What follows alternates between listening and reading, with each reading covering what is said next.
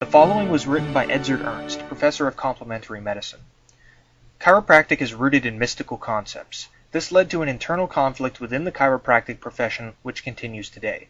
Currently, there are two types of chiropractors, those religiously adhering to the gospel of its founding fathers and those open to change. The core concepts of chiropractic, subluxation, and spinal manipulation are not based on sound science. Back and neck pain are the domains of chiropractic, but many chiropractors treat conditions other than musculoskeletal problems. With the possible exception of back pain, chiropractic spinal manipulation has not been shown to be effective for any medical condition. Manipulation is associated with frequent mild adverse effects and with serious complications of unknown incidence. Its cost effectiveness has not been demonstrated beyond any reasonable doubt. The concepts of chiropractic are not based on solid science, and its therapeutic value has not been demonstrated beyond any reasonable doubt. Chiropractors will often cite a study which compared the effectiveness of neck manipulation to relieve migraine headache to 25 milligrams of Elavil for 8 weeks and found no difference in outcome. They conclude from this that the neck manipulation works as well as medical management. However, 25 milligrams of Elavil is too low a dose for most patients to respond, and often a significant response is only seen after several months, after increasing the dose from 50 to 100 milligrams per day. In other words, they used an inadequate control, a treatment that would not be expected to work. Therefore, the more reasonable conclusion to reach from the study is that chiropractic manipulation does not work for migraine headaches. A review of the body of research pertaining to spinal manipulation was produced in 1989 by the RAND Corporation, an independent research group that put together a panel of both physicians and chiropractors to review the available research on manipulative therapy. They concluded that evidence from 22 studies supported the use of manipulative therapy for acute uncomplicated lower back pain. It is important to understand, however, that they were referring to manipulative therapy, not chiropractic. In fact, only 4 of the 22 studies mentioned included chiropractors.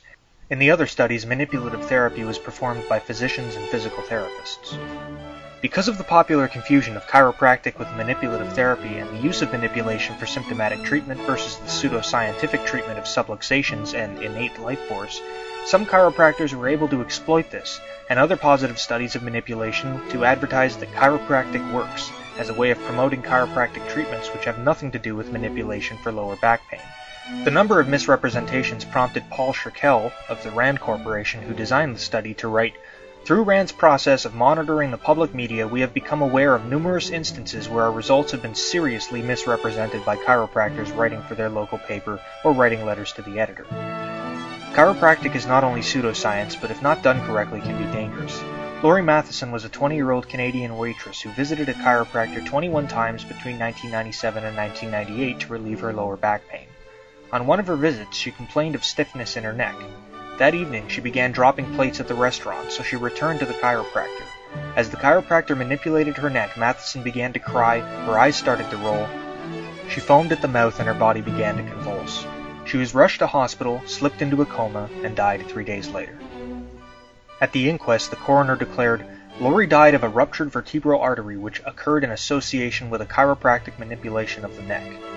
This case is not unique. In Canada alone, there have been several other people who have died after receiving chiropractic therapy, and Professor Edzard Ernst has identified about 700 cases of serious complications among the medical literature, and those are just the ones that were reported.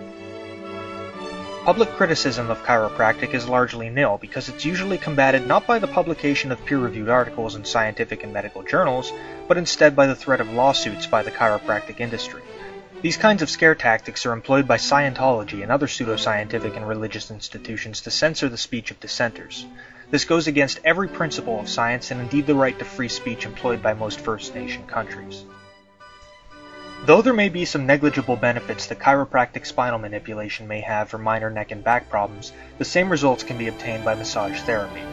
Chiropractic has its roots firmly planted in pseudoscience. Their underlying theory of subluxations has never been demonstrated, chiropractors are not permitted to practice in public hospitals, and they don't publish in peer-reviewed medical journals. Subluxations, or pinched spinal nerves, have been observed and do occur, most often in the victims of major car accidents or as a result of other severe trauma to the spine. Both medical science and simple common sense tell us that if a person truly suffers a pinched nerve, the last thing we should do is forcibly manipulate the victim's spinal column.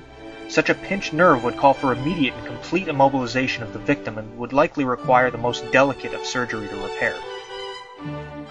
Chiropractors will often take an X-ray of your entire spine to show you misalignments or subluxations, but not only would such an X-ray be far too large to present any real detail, which is why real doctors' X-rays typically have a narrow field of view, but nerve tissue is invisible to X-ray film, and minor misalignments of the spine are completely natural and typically do not cause pain or any other symptoms. These X-rays are nothing more than glamour photos used to convince the patient to fork over their hard-earned cash.